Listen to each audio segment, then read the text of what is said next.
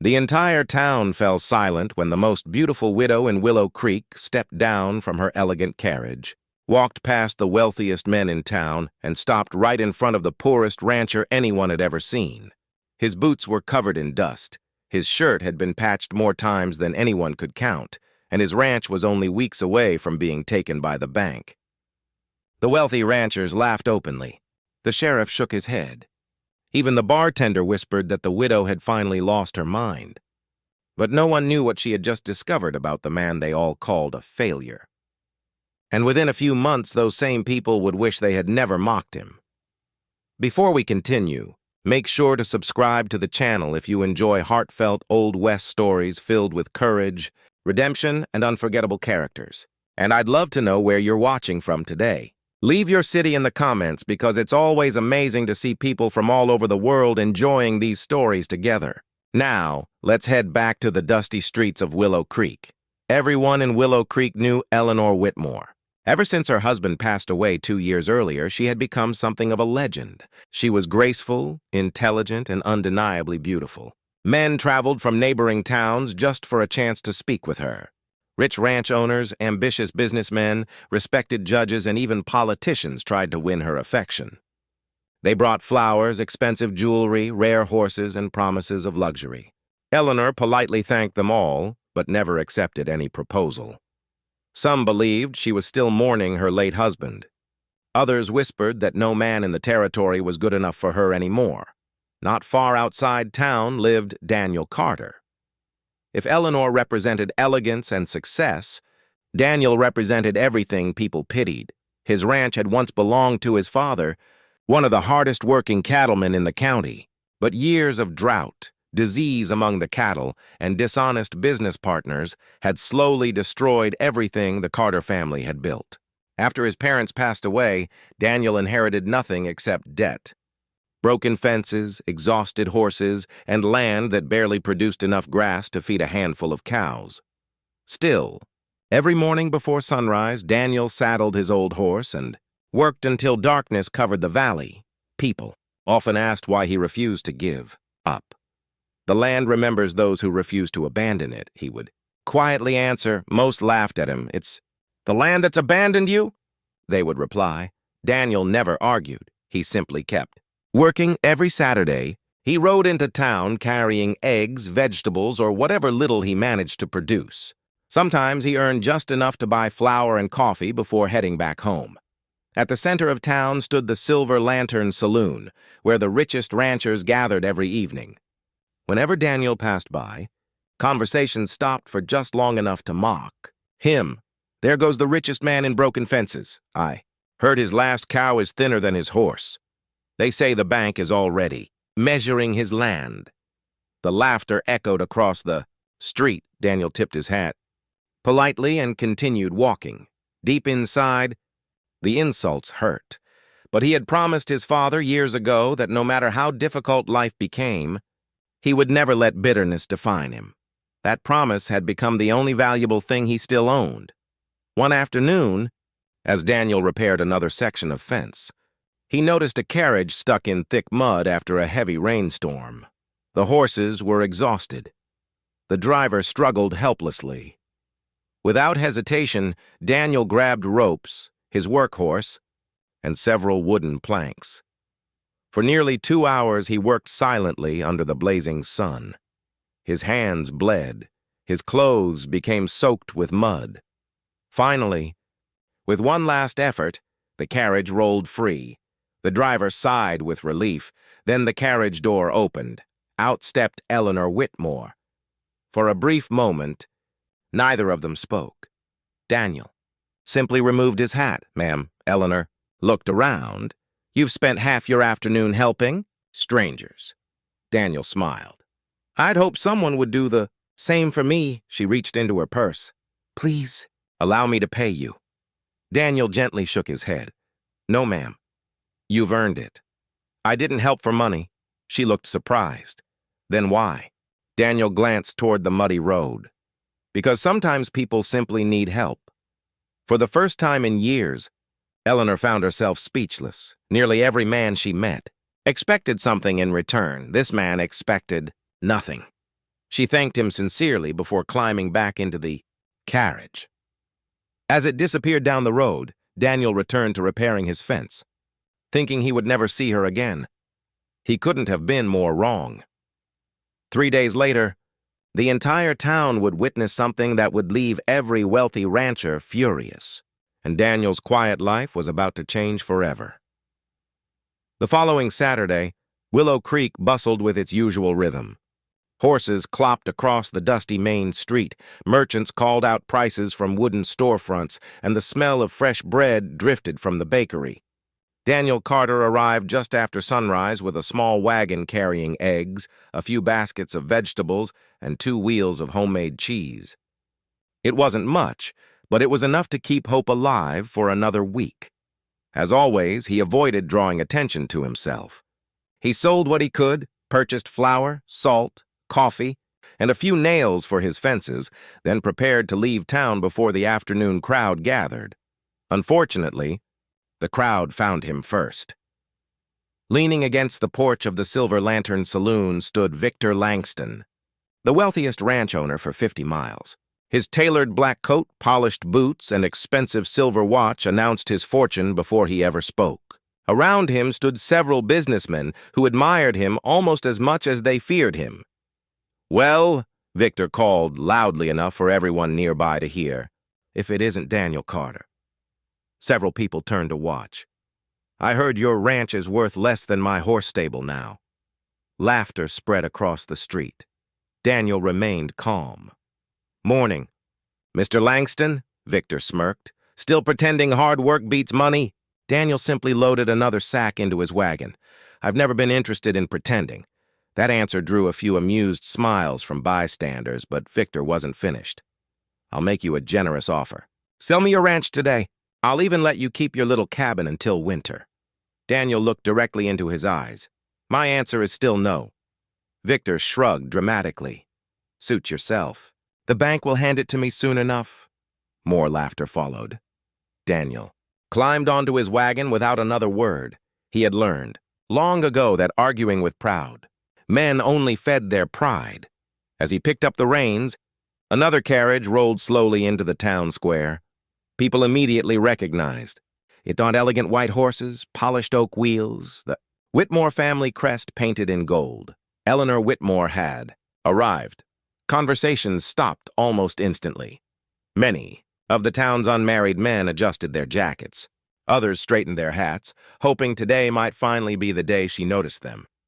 Instead, Eleanor stepped gracefully from the carriage, looked across the square, and walked past every wealthy rancher waiting to greet her. She walked straight toward Daniel. The entire street watched in silence. Victor frowned. Daniel looked genuinely confused. "Mrs. Whitmore, Mr. Carter." She smiled warmly. "I've been hoping I'd find you." Daniel climbed down from the wagon. "Is everything all right?" "Actually, I came to thank you properly. There was no need. I believe there was." She handed him a neatly wrapped package. Inside rested a beautifully crafted leather pair of work gloves. Daniel hesitated. "I can't accept." "These. You can. They're too expensive. They're simply a gift." He looked at the worn gloves hanging from his belt. The fingers had nearly torn away from months of labor. "You noticed." "I notice more than people think." A quiet murmur spread through the crowd. Victor watched with narrowed eyes. One of his friends whispered, "Why is she talking to him?" Another answered, "Maybe she feels sorry for him."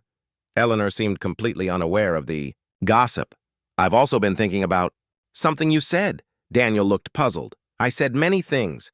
Sometimes people simply need help." He smiled modestly. "I still believe that," she nodded. "So, do I." For a moment, they simply stood there, comfortable in the silence. It felt strangely natural. Finally, Eleanor asked, "Would you allow me to visit your ranch tomorrow?" Daniel blinked. "My ranch?" "Yes. I'm afraid you'd be disappointed." "I'd rather decide that myself." The square erupted into whispers. Victor's jaw tightened. Daniel scratched the back of his neck. "If you're certain." "I am. I'll be there working." "I assumed you would." "Be." She smiled once more before returning to her carriage. As she rode away, every eye remained fixed on Daniel.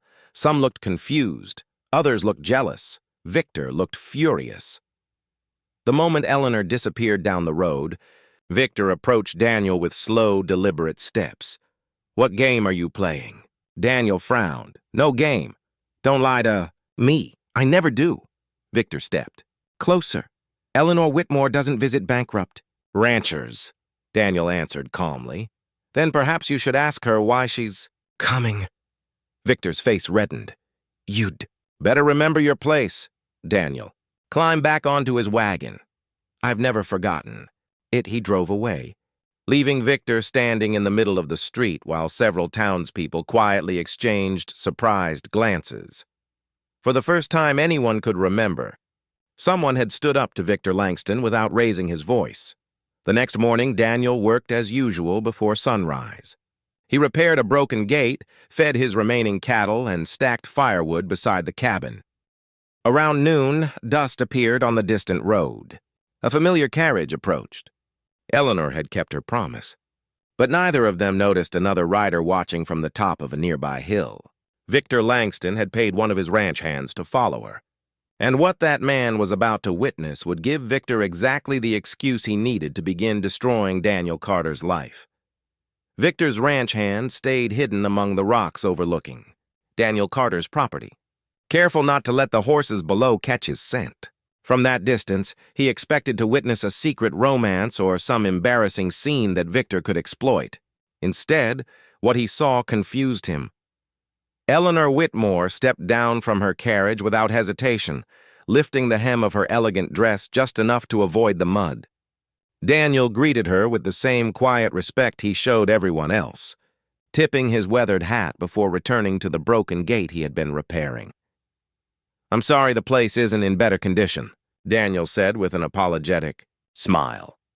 Eleanor slowly looked around. The barn leaned slightly to one side. Several fence posts had clearly been repaired dozens of times. The fields were dry in places where the creek no longer reached, yet everything she saw was clean. The tools were neatly arranged. The animals, though few, appeared healthy. Nothing had been abandoned. "You've done all this yourself?"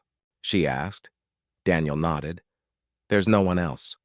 She walked toward the old barn, running her fingers gently across the faded wood. "My husband owned hundreds of acres," she said softly. "He hired dozens of men." Daniel continued tightening a loose board. "I've heard. And yet," she continued, "I've never seen a ranch cared for like this." Daniel laughed quietly. "I suppose when you only have one ranch left, you give it everything you've got." His answer made Eleanor smile. For the next hour, they walked across the property. Daniel explained how every drought had changed the land. He pointed toward hills, where grass once reached a horse's knees. He spoke proudly of his father's dream of raising the finest cattle in the territory. He never complained, not once. He simply told the story of the land as though it were speaking through him. Eleanor listened carefully. She realized something remarkable. Every wealthy man who had tried to court her spent hours talking about himself. Daniel spent hours talking about his family, his neighbors, and the future of the valley. His kindness wasn't an act. It was simply who he was. As afternoon sunlight stretched across the fields, Daniel noticed one of the barn doors hanging unevenly. "Excuse me for a minute." Before Eleanor could respond, he climbed a ladder carrying heavy tools. The old hinge suddenly cracked. The ladder shifted. Daniel lost his balance. Without thinking, Eleanor rushed forward. "Daniel!" He managed to grab a wooden beam before falling completely. After a tense few seconds, he climbed safely back down. Eleanor's face had turned pale. "You could have been killed." Daniel smiled. Sheepishly, "I've had worse days." She folded her arms. "I don't believe that." He chuckled. "When you're born on a ranch, accidents become teachers. And what have they taught you?" "To get back up." Neither of them realized how naturally the conversation flowed. Hours passed like minutes. Eventually, Daniel invited her inside the cabin. I'm afraid all I can offer is coffee. I'd like that. The cabin was simple: one wooden table, two chairs, a stone fireplace, shelves filled with worn books. Eleanor's eyes lingered on the books. You read all these? Daniel nodded. My mother believed a man should feed his mind as often as he feeds his horses. She picked up one of the old volumes. The History of the American Frontier. Another. Poetry? Daniel smiled awkwardly. My mother liked poetry. And you? I never stopped reading it. Eleanor looked at him differently. The town had described Daniel Carter as a poor rancher. No one had ever mentioned that he was thoughtful, educated, or quietly wise. As they drank coffee, Eleanor finally asked the question that had been on her mind since the day their paths crossed. Daniel? Yes? Why have you never married? He looked into his cup for a long moment. I almost did. She waited patiently. We were young. What happened? She wanted a future I couldn't give her. I'm sorry. So was I. He smiled gently. But I don't blame her. And you've been alone ever since? Daniel nodded. I've been busy trying to save this place. Silence settled between them. Not an uncomfortable silence. The kind shared by two people who no longer felt the need to impress one another. Outside, unnoticed by both of them, Victor's ranch hand watched through a crack in the barn wall. He couldn't hear every word, but he saw. Enough. He saw Eleanor smiling. He saw her laughing. He saw her looking at Daniel in a way no one in Willow Creek had ever seen before. As evening approached, Eleanor prepared to leave. Before stepping into her carriage, she turned back. Daniel, yes? I'd like to come again. He smiled. You'll always be welcome here. She climbed into the carriage and rode toward town, with a peaceful expression she hadn't worn in years. The ranch hand immediately spurred his horse in the opposite direction. By sunset, Victor Langston knew everything. Well, everything except the truth. And before the next sunrise, he would begin spreading a lie so cruel that the entire town would once again turn against Daniel Carter, putting not only his reputation, but also his last chance at happiness in serious danger. By sunrise the next morning, Victor Langston had already visited the barber shop, the general store, the feed supplier, and finally, the Silver Lantern Saloon. He never accused Daniel Carter directly. Victor was far too clever for that. Instead, he planted questions. Strange, isn't it? What kind of man invites a wealthy widow to his ranch? I only hope she's not being taken advantage of. The rumors spread exactly as he intended. Within hours, the story had transformed into something completely different. Some claimed Daniel was trying to marry Eleanor for her fortune. Others insisted he had staged the broken carriage days earlier. By afternoon, nearly everyone in Willow Creek believed Daniel Carter had manipulated the most respected woman in town. Daniel, of course, knew nothing about it. He spent the day repairing a section of fencing near the northern pasture when his old friend Samuel Brooks rode toward the ranch. Samuel owned the blacksmith shop and had known Daniel since childhood. He removed his hat before speaking. You've got trouble. Daniel wiped the sweat from his forehead. What happened? The whole town's talking. About what? You, Daniel sighed. I was hoping I'd have at least one peaceful week. Samuel forced a smile.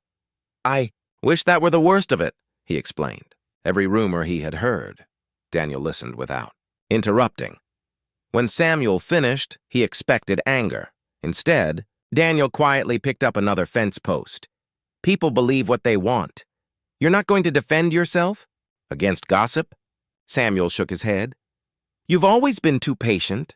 Daniel hammered the post into the ground. My father used to say that lies run fast. And the truth? It rides a tired old horse. Samuel laughed despite himself. I always liked your father. So did I. That evening, Eleanor arrived unexpectedly. The moment she stepped from her carriage, she noticed Daniel's expression. Something's wrong. He hesitated. You've heard? Heard what? The town believes I'm after your money. Her face hardened. Who started that? I don't know. She already did. Victor, she had suspected. His jealousy the moment he watched her speak with Daniel in town. Now she was certain. I'll put an end to this. Daniel shook his head. You don't have to. I want to. No. She looked surprised. Why? Because arguing with gossip only gives it another audience. She studied him for a long moment. How do you stay this calm? Daniel smiled faintly. I've had years of practice. She stepped closer. They're insulting your character. I know who I am. And if I care what they think, Daniel looked directly into her eyes. Then I'd tell you the same thing. A gentle breeze passed between them. For the first time since becoming a widow, Eleanor felt completely understood. No expensive gift, no grand speech, no extravagant promise, only peace. She had almost forgotten what peace felt like. The following Sunday, nearly the entire town gathered outside the small wooden church. Families greeted one another, children played in the yard, businessmen discussed cattle prices. Victor stood near the entrance, shaking hands and smiling as though he owned the town itself. When Daniel arrived, conversations faded. People watched him quietly. Some nodded politely. Others looked away. Eleanor noticed everything. After the service ended, Victor approached with several influential ranchers beside. Him? Daniel? Morning. I've been thinking. I'm sure you have. Few people chuckled. Victor forced another smile, since you're becoming such good friends with Mrs. Whitmore, Daniel interrupted calmly. We're friends. Victor's grin widened. Exactly. He turned toward the crowd. Perhaps you'll tell everyone your intentions. Daniel frowned. My intentions? Surely you aren't spending time with the richest widow in the county for nothing. The crowd fell silent. Every eye shifted toward Daniel, even. The pastor remained nearby. Daniel could have defended himself. He could have accused Victor of spreading lies. Instead, he answered with remarkable simplicity, My intentions are the same as they've always been. Victor folded his arms. And what are those? To treat people with respect. Nothing more. Nothing less. The silence that followed felt heavier than any argument. Several townspeople lowered their heads. An elderly woman whispered to her husband, That doesn't sound like a man chasing money. Victor realized the conversation wasn't going as planned. So he played his final card. If that's true, he smiled coldly, then you won't mind proving it. Daniel remained still. What do you mean? Victor reached into his coat and unfolded an official document. I've purchased your debt from the bank. A wave of gasps swept through the crowd. Daniel's face remained calm, but his heart sank. Victor continued. You now owe me every dollar. He paused just long enough to enjoy the silence, and according to this contract, he held up the papers. You have 30 days. If you fail to pay every cent, Victor's smile widened. Your ranch becomes mine. The crowd stood, frozen. Daniel slowly looked toward the hills in the distance, the land his father had loved, the home his mother had filled with laughter. Everything could disappear in a single month. Eleanor stepped forward. Immediately. I'll pay the debt. Every head turned toward her. Daniel looked at her with gratitude. But before he could answer, Victor smiled again, because hidden in the contract was a clause neither of them had seen yet, a clause that could make saving the ranch impossible, no matter how much money Eleanor was willing to offer. Daniel took the folded contract from Victor's hand and read every line slowly. Around him, the crowd waited in complete silence. Eleanor stood close enough to see the concern in his eyes, but she also noticed something else. He wasn't afraid. He was thinking. Finally, Daniel reached the last page. There it was. A clause written in smaller print than the rest. The debt could not be settled early unless the new creditor agreed. Victor had made sure of it. Even if Eleanor offered every dollar she owned, Victor could legally refuse the payment until the deadline expired. If Daniel failed to meet every condition exactly as written, the ranch would become Victor's property. Victor smiled with quiet satisfaction. "I'm afraid generosity won't help this time." Eleanor looked at him with disappointment. "You planned this. I simply made a business decision." "No," she replied firmly. "You made a cruel one." Victor shrugged. "Business doesn't reward kindness." Daniel folded the contract carefully and handed it back. "I understand. Then enjoy your last month on that land." Without another word, Victor walked away, convinced the matter was settled. The following weeks became the hardest Daniel had ever faced. He worked before sunrise and long after dark. He repaired wagons for neighbors, helped drive cattle across neighboring ranches, fixed fences, and accepted every honest job that came his way. Every coin he earned went into a small wooden box inside his cabin. Eleanor visited often, bringing fresh food, books, and conversation. Each time she tried to offer financial help, Daniel gently refused. "I appreciate your kindness," he would say, "but if I keep this ranch, I need to know I earned it honestly." She admired him even more for those words. Meanwhile, something unexpected began happening in Willow Creek. People started remembering.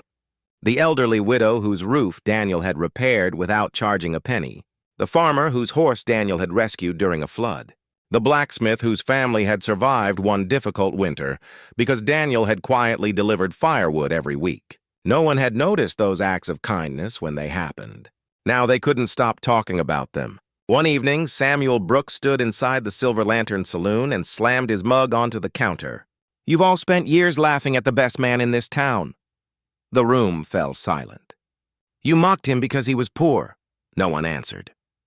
"But when your fences broke," he looked around the room. "Well, who came?" Several men lowered their eyes. "When your cattle escaped," more silence. "Who helped you find them?" Victor remained seated, saying nothing. "And when sickness hit your ranches," Samuel continued, "who worked beside you without asking for a single dollar?" One by one, people realized they all shared the same answer. Daniel Carter. The laughter that had once followed Daniel through town was replaced with something far heavier: shame. The next morning, wagons began arriving at Daniel's ranch. One family brought lumber, another delivered cattle feed. The blacksmith repaired his tools free of charge. Carpenters rebuilt his barn. Neighbors repaired miles of fencing. Women from town prepared meals so Daniel could continue working. Nobody asked for payment. Daniel stood speechless. "You don't owe me this," he said. An elderly rancher smiled. "No." He placed a hand on Daniel's shoulder. "We're simply paying an old debt." Even Eleanor wiped away a quiet tear. For the first time in years, Willow Creek wasn't acting out of fear or greed. It was acting out of gratitude. On the 30th morning, the entire town gathered outside the courthouse. Victor arrived wearing his finest suit, fully expecting to receive the deed to Daniel's ranch. Daniel entered carrying the same small wooden box he had filled one coin at a time. The banker counted every dollar, every receipt, every payment. When he finished, he looked up. "The debt has been satisfied."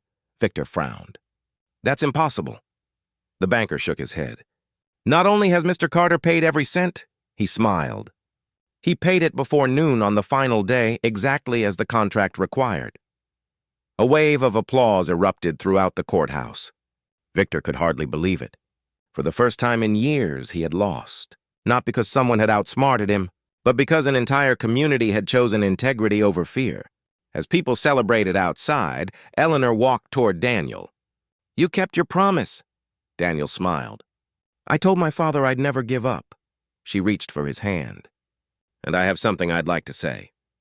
The crowd grew quiet. "I've spent 2 years believing I had already lived the happiest chapter of my life." She looked directly into Daniel's eyes. "I was wrong."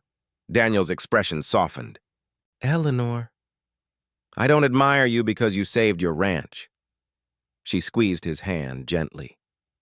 "I admire you because you never let hardship change your heart."